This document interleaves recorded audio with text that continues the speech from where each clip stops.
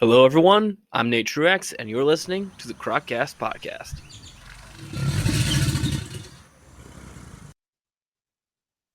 Hello, everyone. Welcome to the Croccast Podcast. I'm your host, Nate, and today I'm joined by Mark Perpetua, owner of Reptile Encounters. Mark, welcome to the show. Hey, thank you for having me. So, Mark, you want to give us a little bit of what you do, especially when it comes to crocodilians? Absolutely. Reptile Encounters is something I started over 35 years ago. It was a general reptile program, but always included an alligator.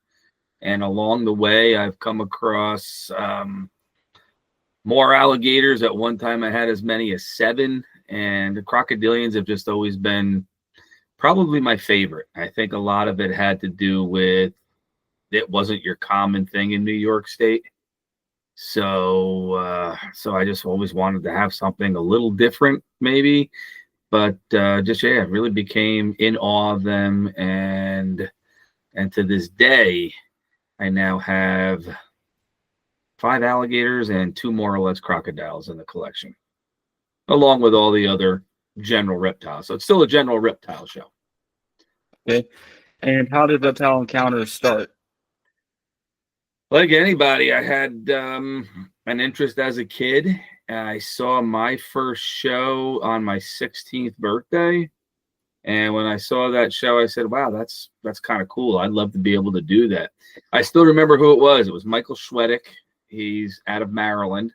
And he came up to a community college to do a program here in upstate New York. And he had an alligator. I think he even had an American crocodile. And again, that might have just been part of what led me towards wanting to be more into crocodilians as well. Okay. And you go over what Reptile Encounters does?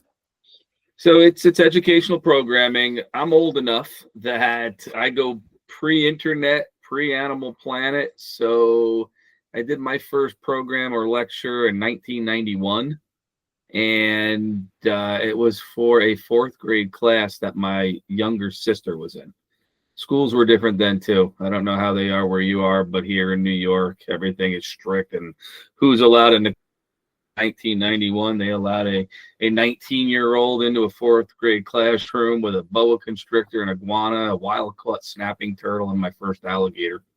But since then, it was school groups, scout groups, summer camps, and thanks to everything else that's going with reptiles in the last 10 years, they've become entertainment more than novelty educational items. And now I'm doing resorts and campgrounds. Okay. And you mentioned you have some alligators and some more crocodiles in your current collection. What are some of the other, as you say, general reptiles you have? Oh, when I say general reptiles, I mean I try to cover everything. So lizards, turtles, and snakes. At one time, I had a very big venomous collection. I was into venom as well, hot stuff, diamondback, both western and eastern, and local timber rattlers, copperheads, and I had a gaboon viper for quite a while. But laws changed in New York State as far as the requirements to meet the permit. And while I was permitted for a long, long time, I just decided that some of the new requirements were going to be very costly and almost impossible to meet in New York State unless you were a big zoo. So Right. No more venomous, but I still have a couple of Burmese pythons, boas, and carpet python. I have plenty of colubrids, corn snakes, rat snakes, king snakes, iguanas, green iguanas, rock iguana, some tegus. Used to have a lot of monitors, kind of scaled back a little bit. And then snapping turtles, pond sliders, tortoises, sulcatas. So yeah, it's still a little bit of everything here. Okay. And can you give us a bit of an outline on what you do when you give a presentation, and like what topics do you focus on during your presentation? What type of message you try and get across to people?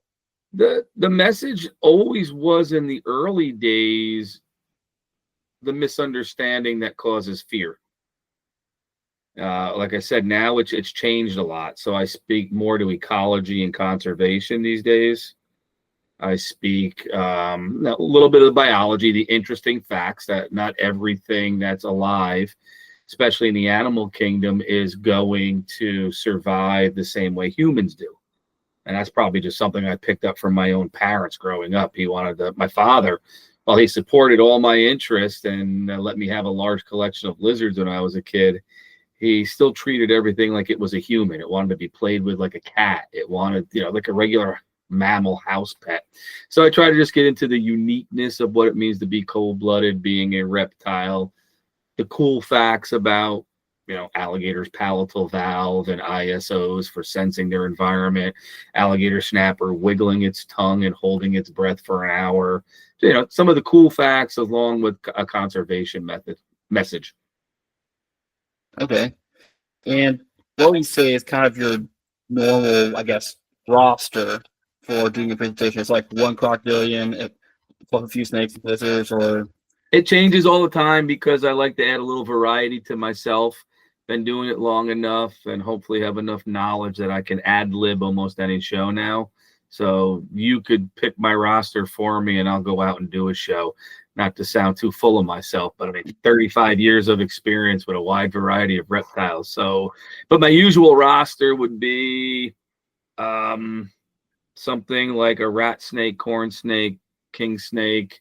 Then I've been using the tegus and iguanas as my lizard samples. Turtles, usually an alligator snapper or a common snapper, along with a Florida soft shell. And then I've been using both an alligator and a crocodile because, again, being my favorite, sticking to that conservation message and being able to show the difference, because not too many people have been traveling with crocodiles in New York State as part of their shows. okay. Out of curiosity, how big are your alligators and crocodiles? My biggest gator today is, I'm going to say about 50 to 51 inches, just over 4 feet. I have two of them that are about that big. One that's just under 4 feet, one that's about 3.5 feet, and one that is just under 30 inches. So those are the gators. And then the crocs, one is a little more or less around 30 inches, and the other one's a 4-footer. Okay. And I'm guessing these are all still juveniles? Yeah, we consider them all juveniles. The alligators are very territorial, though, even at 4 feet long. I've had two of them get into a little scrap one time when I tried to keep them together outdoors, and that didn't work out very well. And right now I have a divider in my outdoor cage, and I've been noticing that the two biggest ones that are outside, especially at nighttime, I was outside last night checking things, and they're facing each other, facing the divider. It's almost like they're trying to get to each other. I think one is a female. I sexed it very, very quickly when I got it. Only had that one for less than a year. But I don't know if it's territory or wanting to get to each other for mating purposes. So next Monday, I think I'm going to do a better job on sexing the second one and taping their mouths up and see what happens when I put them together. Okay. That leads into my next question. You mentioned getting outdoors. I'm guessing I'm going to go out on a limb here and say that's a summer only arrangement. In New York, of course, would have to be. I could probably keep the alligators out till November. And just got to play it by ear, year by year, until the temperatures get down in. I baby them a little bit, I guess. I would say 50s at night. A lot of people might consider that cold, but for an alligator, it's not. And then they'll come indoors when we get consistently low temperatures. I mean, I've had alligator snappers outside in the wintertime until the top freezes over, and I've had to break off the ice to pull them out. And they survive fine. I mean, these are animals that do experience ice overs in the wild. The crocs are new to me. I have to admit that. So this will be my first full summer with both crocodiles. And my plans are to only put them out when I'm around in temporary outdoor enclosures, and then inside for both security and temperature. Okay. That was that's my question is, what has been your experience with keeping crocodilians in colder northern climates? Again, since it was alligators, alligators just fit it more perfectly because I could drop their heat in the wintertime, let them get down. My gators, when they're indoors in the wintertime, were getting down to the 60s, low 60s. So they would go off food that would slow their growth rate. By normal standards, I will admit that probably leads to some stunting. But when you think of a Carolina winter and summer compared to my animals being indoors, and then I would always heat them up around April to get them start eating again. So keeping an alligator in a cooler climate is a little bit easier than a crocodile. But eventually, yeah, the big problem is always going to be they're still going to grow. They're going to get bigger than a tegu. They're going to get bigger than an iguana, and they're going to require a lot more room. It just might take a little bit longer to get there, which is why I held off on getting crocodiles for a little while. Okay. In our previous messages talking to each other, you mentioned you made artwork, and I can see someone in the background, but you made artwork that you donated to Crocfest. You want to Yes. talk about your artwork a little bit? Yeah, absolutely. I would love to. Art has always been a part of my life as far as drawing. I'm not formally trained in art. I just always enjoyed sketching. And if you didn't have a pet alligator, I was able to draw it. If I didn't have a Komodo dragon, I could draw it. And if I didn't catch a 10-pound bass when I went fishing, I could draw it. So I drew a lot of wildlife, mostly the things I was into, fishing and reptiles. And yeah, I guess when I was in junior high school, a lot of monster trucks too. But eventually I got away from the art. I just didn't have the time for it. And I really didn't think anything of it. Just, okay, I could sketch something really quick and it would look pretty good. And then all of a sudden, I just wanted to get back into it. And mostly for even making my own logos, anything that I ever tried to do merchandise or t-shirt wise, I tried to do myself. And a friend of mine was the one who encouraged me into putting the artwork out there a little bit more seriously. But before Crocfest, I had this crazy idea here in New York after 35 years of experience with alligators and learning about other crocodilians. Had caiman as well in the past. I forgot to mention them. But I decided I was going to try something different, further enough in my career that I had enough time that I could do special events directed towards conservation. So the idea was a few expos, we'll say, with a t-shirt design, some stickers, and a live alligator to get the attention over to my table. And then I wanted to donate that money to conservation. But of course, in New York State, people go to an expo, they want something for their bearded dragon. They're not thinking about croc conservation. They thought the alligator was cool at the table, but I wasn't selling a ton of merchandise. So eventually I had to start figuring out, where am I going to donate this money if I make any? And that's how I first came across Crocfest. So I didn't become aware of Crocfest until I think 3 years ago.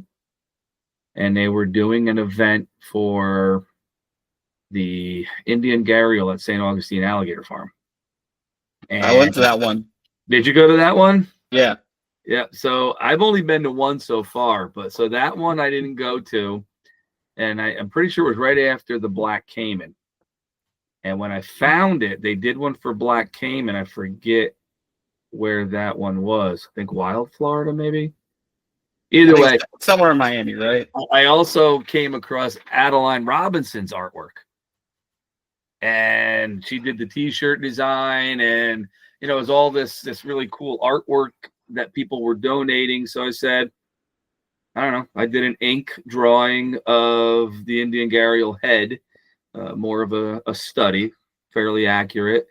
And they said they loved it, and it got almost $300. I'm like, what?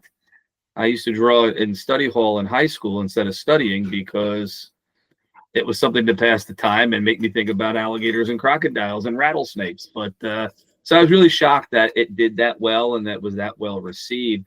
And then I had a digital art pad, so I started doing them in color with digital. And from there, it just kind of took off. I started really enjoying it more, knowing that other people were appreciating it. And so, yeah, I've donated to the last 5 Croc Fest now. And last summer in Zoo Tampa, I did the T-shirt, and that was a dual species for both crocs of Cuba, with Cuban crocodile and the American crocodile. So I did one of their T-shirt designs too so far. That's pretty neat. Mentioned I've been to one Croc Fest. Which one was that? The one where I did the T-shirt for. My Okay. problem is, in addition to my reptile business, I'm a high school science teacher. So you're busy. So the problem is the southern schools end in May. Here in New York, we still got one more day. I got to go back to work tomorrow. We're doing this on Thursday. What is it? 26th, 25th? I remember the date. I should know the date. It's the 26th. So I got to go back Friday the 27th. June 27th is our last day in New York. So the timing of this year's Croc Fest would have been, if I went, I would have spent all that money on a flight for 1 or 2 days and then get back for work. Where if I'm going to spend that much money on a flight, I'd like to make it a little mini vacation. So last year they had it on the 29th. So we finished school. I got on a plane with my wife the next day, went to Croc Fest, had a great time there. And then we ended up, she's got a friend who had a place in the Keys. So we drove all the way from Tampa to the Keys and the Everglades, got to see more alligators in the wild there and had a great time. Yeah. I didn't know New York's school year lasted so long. But ended so much later. Here in Ohio, ours ended, about a month ago, like late May, early June, depending on the district. Yeah, but we've always been a late June, even when I was a kid. Huh. I don't know. I would say it's winter, but if you're in Ohio, that's got winter too. So I don't know why it keeps us here. But when do you start? Start usually, see here, mid-August. Yeah, we don't start until after Labor Day. Okay. So we don't start till the beginning of September. Yeah. So right there, we lose a couple of weeks, and then all the vacation time, and we got to put in the snow days. But yeah, snow days are always a fun addition to the school year. Yep. So, what's been your experience trying to balance running this business on top of also having a full-time job as a teacher? I think it's got to be a passion. Just like anybody who just has a large collection, whether they do lecturing or not, you're cleaning cages and feeding at this hour of the night. Here we are, 8:30 at night, talking about reptiles because we like doing that on top of jobs. The only difference is there are some nights and many weekends where I leave the family to go play with reptiles. When my kids were little, I missed, little league games and things like that, unfortunately. But it was part of work, I guess. I had a supportive family. My kids are happy that I did what I did, that I do what I do. And they're actually kind of proud of the connections I've made and how long I've been doing it. Okay. And do you have any future plans for Reptile Encounters? Like any future goals? Reptile Encounters, it's hard to say. I could always keep that name just because it's already there. The website's already there. So like I said, the artwork and stickers and things, I wanted to do my own croc conservation even before I found Croc Fest. And I would like to continue in that direction, but I'm not sure where it will be. So as a passion, I wanted to leave New York and do something full-time with reptiles a long time ago. But whatever happened, I fell back on my college degree and decided to take a teaching job, which was great because in New York, teachers get paid well, at least in my area. So I can't complain about that. It's going to have a good retirement. So I look at retirement as a change in careers, and I have one more year left as a New York State teacher. So I'll only be 57 when I retire. I know people who work a lot longer in the life, so I'm not looking at retirement to sit on the beach and fish every day. I'm looking at it as a chance to change my career, probably move out of New York State, most likely Florida, and then see who needs help or what I can do down there. But that probably would mean getting rid of my collection. I don't plan on bringing it with me and restarting in a new area, especially like Florida, because there's just so many businesses to compete with. Yeah. And you had to go through a whole new set of regulations and all that stuff, get your licenses and all that. Yeah, the property requirement's very different. They've never asked in New York what your property's like. If you can show them you meet the caging requirements and you know what you're doing, you can get the permit. So that's never been a problem for me. It's just in Florida, from what I read, it's also a certain amount of acreage, all fenced in. But that makes sense. You know, if an alligator gets loose in New York, we got to worry about 2 months before it gets too cold, and then eventually it's going to die because our winters are too harsh. Unless it's in a sewer. Yeah, in the sewer. But so yeah, I think the requirements in Florida, and it would be nice if I could work with somebody else or with a zoo or some other collection, get my reptile fix. It would be nice to have one full-time job and then come home and relax and not have to feed at 8:30. If it could be more time for drawing. Well, who knows? Build up a YouTube channel. I don't know. I'm trying to do that too now. So yeah. What mentioned outside of talking to us, you just have a passion for reptiles in general. So in your free time, do you do any like field herping at all? Anything like that? very little. Because my free time I try to give back to my family. But if we're somewhere where herps are visible, I'll go off the beaten path. So I try to. So the lucky thing about teaching is at least I get some time to myself. And a while back, a friend of mine and I were trying to do a YouTube channel together, and we went out. Map turtles are not easily found in our area, but I found 2 creeks that are tributaries to our Hudson River.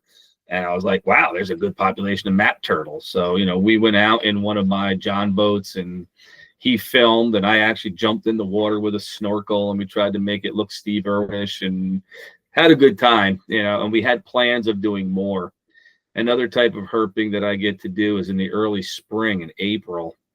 I'll notice that's a good time to start fishing for our largemouth bass as they're waking up from their winter and get pre-spawn. But that's also when the snapping turtles are waking up.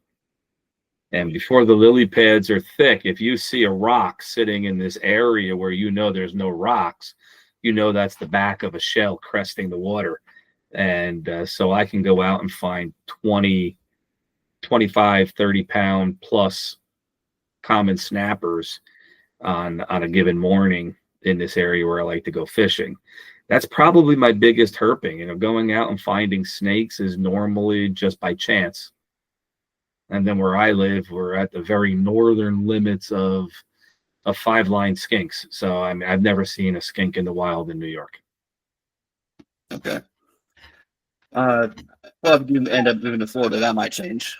Yeah, I've already seen plenty of them just visiting even places like Disney World. Yes. Here in Ohio, 5-line skinks can be kind of patchy. There aren't many around where my area is. But I always remember like going down to like vacation like Kentucky or Tennessee and just seeing them everywhere. I was like, I would just go see reptiles all the time around me. It's change of pace. Yeah. From the occasional garter snake to garden. So yeah, we get garter snakes, black rat snakes,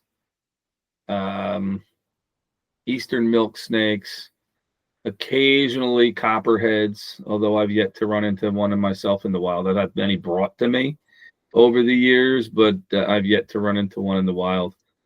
I either get there too late when somebody calls me, or it's a misidentification and it's not a copperhead when I get there. Yeah. My high school bio, one of my high school biology teachers had really funny. Well, it's kind of a sad story, but it's kind of funny as well.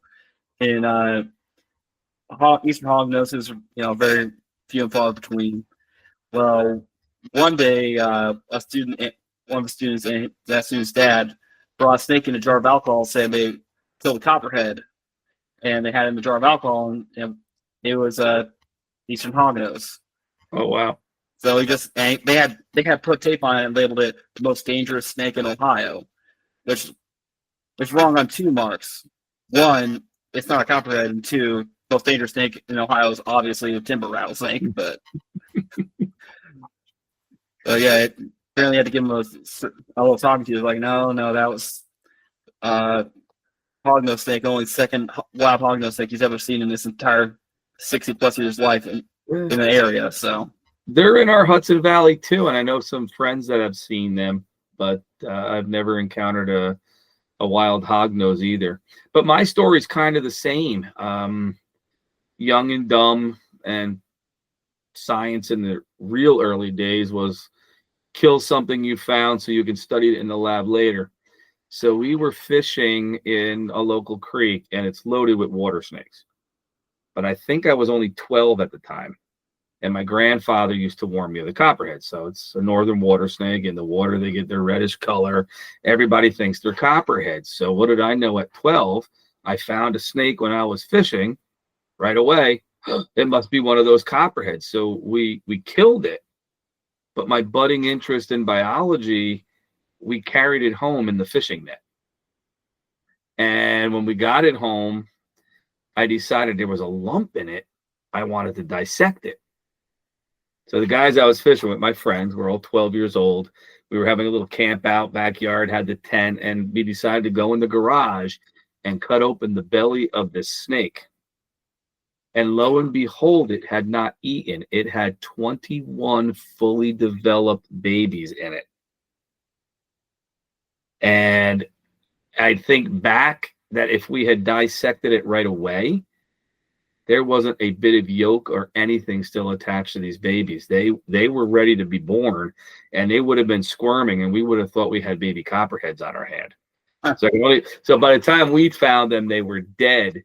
And I did the alcohol thing. That isopropyl alcohol was all I had available in the bathroom cabinet, but I preserved them, and they last years. And it was a science teacher at school that said, when I finally made it to junior high, that said they were baby rat snakes because they were gray. And I'm like, no, I know this is a copperhead. I didn't even think about the egg layer versus the non-egg layer and how I found them. And then that's when I got out the original. Well, I shouldn't admit this. I still have it. This happens to be behind me. Roger Connett's Field Guide. And the reason I say I still have it, I shouldn't. I kept this from the junior high library all those years ago from the 1980s, and I still have it. So, but yeah, finding out they were baby water snakes, but the research that I had to put into that was like, holy crap, I love doing this stuff. So in proving him wrong, I proved myself wrong. We were both wrong. Turned out to be northern water snakes. And I got a book out of the library. Don't tell them. Oh man, your late due fees must be tens of dollars. They might have held the report card, but who knows by now? It's been too long. All right. Was there anything else you want to talk about? Oh, I could talk all night. Okay. What are some croc things? Forget. You mentioned you had caimans in the past. What species of caimans did you work with? I only had spectacled. It was before the dwarf caiman craze. We're going back to the late 80s, late 1980s. And before I even had an alligator, I was in college and I was in a chemistry lab. And, my family jokes today that can I go a day without saying the word alligator? And I must have been doing it back then as well. So that this guy that I hadn't met yet comes up to me in chemistry lab and goes, "You like reptiles?" I went, "Yeah, I do." And he goes, "Do you want a caiman?" So they were illegal even back then in New York State. And So yeah. this was still after the came as a dime store era. Yeah, but this was his aunt and uncle owned a local pet shop, and they got it for him. So wherever they were legal, they were able to get one, but it was illegal in New York. But long story short, it came to me, and that was my first Cayman. I had that one for about 3 years until it got loose. I was young, didn't have any money. I made a makeshift cage outside, and it got out. Mhm. And the funny thing is, even with all the woods, I live in a rural area, so there's plenty of woods. It turned up almost a month later in the parking lot of a local garage, and a tow truck found it. So it made all kinds of news, but I couldn't say anything because I didn't want to get in trouble. But that actually is what led me to getting my first alligator. Once that happened, I was old enough in college. Now I'm 19, and I got the permit and got an alligator from the people who ended up taking in the rescued caiman. That's a interesting circle. It was, but it's really, holy crap, that story can lead to another story, lead to another story. So losing the caiman, when I found out where it went, we had a local reptile, not local. I was going to say, it would have been kind of funny if you went to pick up the alligators from them, and that caiman just recognized you and started coming up to you out of nowhere. Well, unfortunately, the caiman didn't make it. The story is that whoever caught it probably pinned it with their foot. They think it had a broken rib, might have lacerated the liver. That's what I was told. New York State gave me the permit to get an alligator, and the place where this caiman ended up was a little roadside zoo called the Catskill Reptile Institute. And when I called them about my caiman, they said they did have a little alligator that they were willing to sell. So I got the permit, went to pick up the alligator, and when I picked up the alligator, I found out the reason they were selling it is they were closing. The building was purchased, but they only owned the business. So the building was being sold to another reptile guy. And if you're in Ohio, you might have heard of Clyde Peeling's Reptiland in Pennsylvania.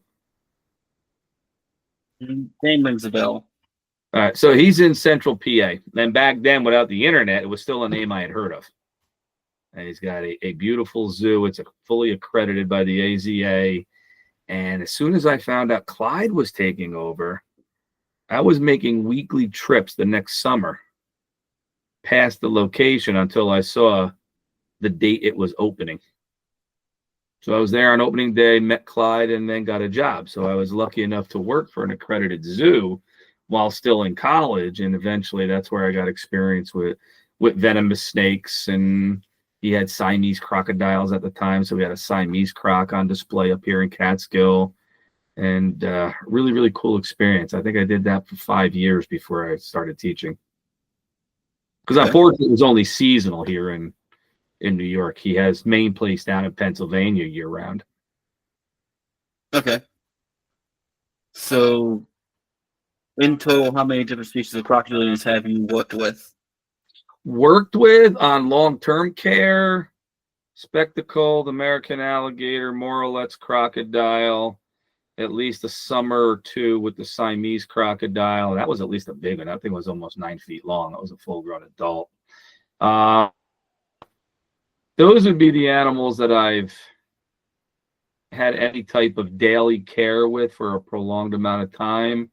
But a friend had a Nile crocodile, so I was lucky enough to handle that. And I was working an event with another reptile. Why they had 2 reptile guys, I don't know. And he had a baby Salty, so I could say I held the saltwater crocodile, even though it was a quick hold and hand it back to him. But yeah. 1, 2, 3, just four species. Okay. So, in terms of salties, I think I'd have you beat there. Once transported salty from Chicago to Houston. So, that's cool.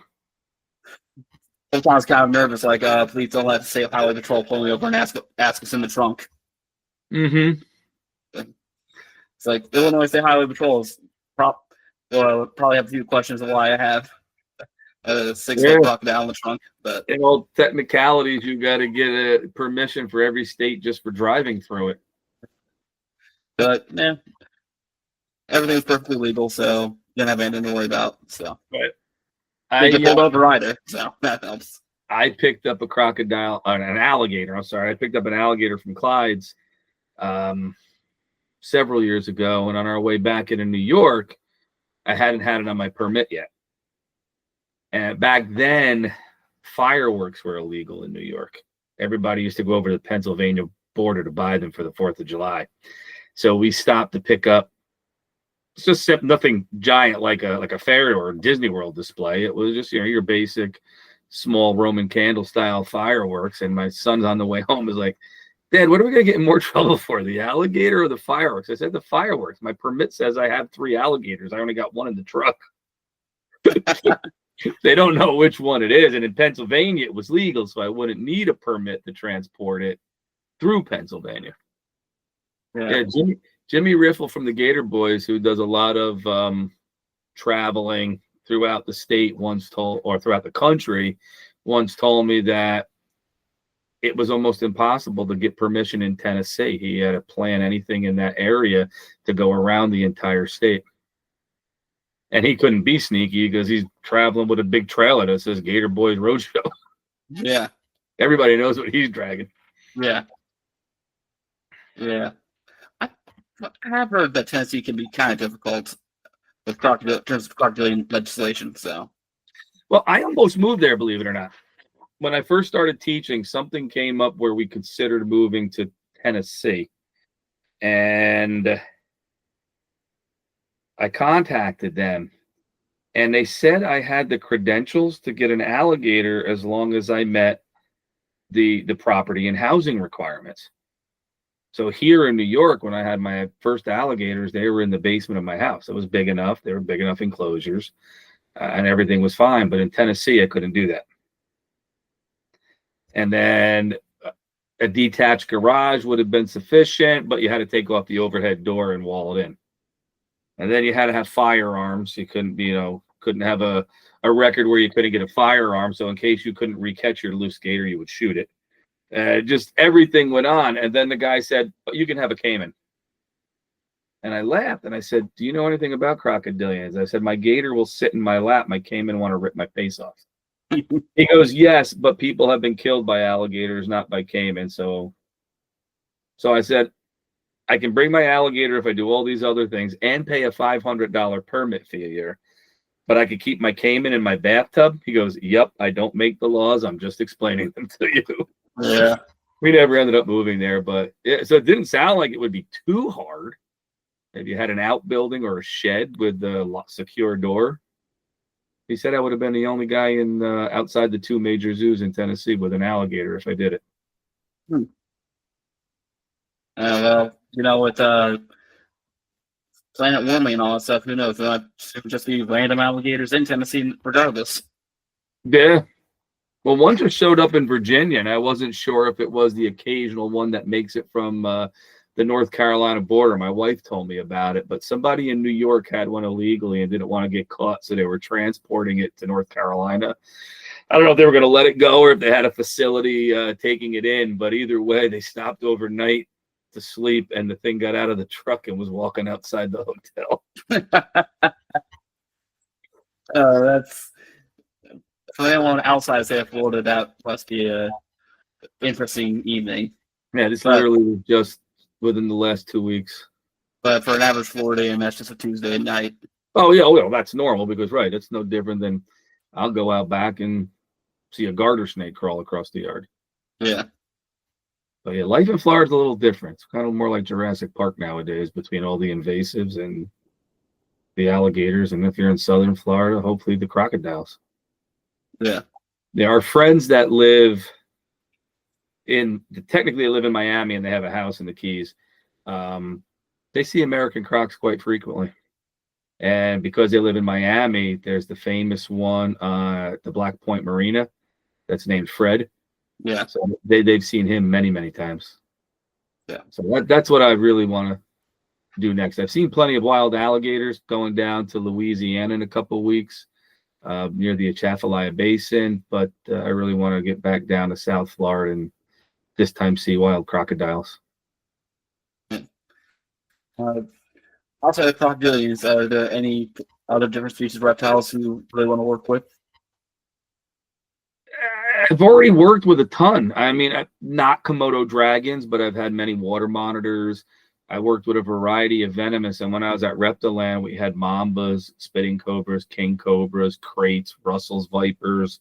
So I worked with some of the ones outside of taipans and brown snakes. I worked with some of what's considered, if not the most toxic, some of the most dangerous as far as the ones that kill the most people a year. I've worked with, I guess, every constrictor you could have in captivity. Anything would be cool in the wild to see and interact with. But right now, I mean, I can go to any zoo, whether it be back to Reptiland to visit Clyde or to the Bronx Zoo in New York, and I'll stroll through and go, yeah, that diamondback's cool. I'm like, oh yeah, that python's big, but I get to the Temistoma cage, I get to the Chinese alligators, and I'm not moving. I don't know what it is. And just an American alligator. I can just go to any zoo that has that. That's actually how I got one of the crocodiles. Not from the Bronx Zoo. But like I said, I haven't kept crocodiles because of their tropical nature. They're going to be faster growing. But because I'm close to retirement, and I'm going to have to rehome a lot of things anyway, I thought, well, let me raise one for 2 years, and then we'll see what happens when it comes time to finding a new location. But so I bought the baby Moralettes right after CrocFest. I was at CrocFest. They knew me as an artist. They knew I designed it. They knew I had alligators, but I just said to my wife, they're auctioning off 2 little baby Moralettes tonight. And Kurt said he'd ship them to me because they said you got to have your FWC permits to leave with them. And I'm like, obviously I'm not Florida, so I'm not going to have Florida permits. He goes, oh yeah, I could ship them to you. So I was getting ready to bid, and I thought an auction they'd be cheaper because I've seen them for sale at expos. My son used to live in Texas, and he would send me pictures more or less for $500. Yeah, these went for over $7 a piece, and they sold them as a pair, so it was like $1,400 and change. It was way outside my range for just knowing it was only going to be for a couple of years. But when we got home, one of the guys who was at CrocFest, he breeds them and got a really good deal shipped here. So I said, I got to get it. What am I going to do? So I had 1 crocodile and 3 alligators now.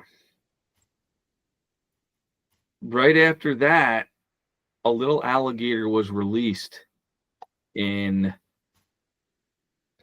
a creek here in New York. So I got the phone call. And my wife's like, what are you going to do with that? I said, I don't know. It's publicity. It was found. They called me. Actually, what somebody had, no, that was a different gator. I'm sorry. So that one I went and picked up. And then right after I picked that one up, a zoo in Connecticut called me and said, we got a crocodile who's always moving because it thinks everybody that comes to see it is going to bring it food. So I don't think it was mentally stressed. It was just getting physically stressed as constantly going to the cage, to the glass and snapping and swimming back and forth. They had special signs on the cage. But he said maybe it's best that it goes to an educator where it's not seen all day long. And so then I told my wife, you'll never guess what happened 2 days after getting an unexpected alligator. Now we're getting an unexpected crocodile. And then just right after that, this spring, somebody had one illegally in Long Island. So they tagged Chris Gillette and his fiance Gabby, and they knew I was up in New York. So they sent me the message saying, can you help? And I ended up taking in that alligator, which would only account for 4. There was a 5th one in there somewhere that was found at a murder scene. It was an argument that led to a stabbing here in New York. it sounds like I live in the inner city. This is the Hudson Valley, the rural areas. They went to the apartment to investigate the stabbing, found a 4-foot alligator. That's the one that I think is a female. And so I have her as well. And then the person who got stabbed eventually died. So it became a murder scene with a live alligator, I'm saying. That kind of reminds me of when I was in college. I worked at the college had a secretariat I was working at, and a big Agent 1 monitor was originally seized up in Chicago area from a drug lord or something like that up there. And he was one of the animals seized from that drug lord's collection. Eventually found his way down there. So it's like I don't know why, but it wouldn't be unusual but unheard of to find a reptile in a legally sketchy situation. Oh yeah, no doubt. I don't know. There's just something about reptiles in general. Maybe it's the same thing that makes somebody like them from the scientific angle that makes somebody who's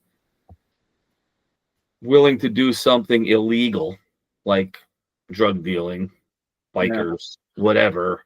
And I don't want to put anybody in a clique or piss anybody off, but I had a vet tell me one time when I talked to him about taking care of reptiles, and he's like, usually I get people with ball pythons who don't want to spend $1 on them. And I said, no, this is a different situation. And he came to know who I was and took care of my reptiles for a little while. Yeah. When they needed it. I was gonna say I also heard, I don't know if it's true or not, but I heard like drug dealers stuff like that, they'll have like those big scary animals just so they can stash like the money and stuff inside the enclosure because no one wants to search the inside an alligator's enclosure. So well, didn't Pablo Escobar have hippopotamuses brought over to I forget where they are. They're Colombia. They're in Mexico or Colombia. But now there's a population that was released and there's hippopotamus in Colombia. So to be fair, I think in Escobar's case, I think he was just had too much money and was too bored, so he just started shipping in stuff because he apparently shipped in all sorts of crazy animals in there. But right, but you don't have to be a drug lord to do that.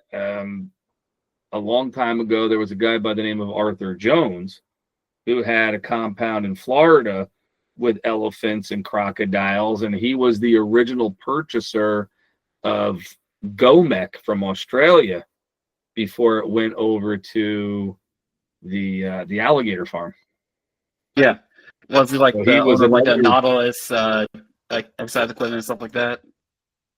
Yeah, he was the inventor of Nautilus. He made his millions with weightlifting, but he always had a history of safaris and being the real Indiana Jones style kind of guy. Yeah. I shouldn't say Indiana Jones. That's a bad example because Indy was afraid of snakes. Yeah. I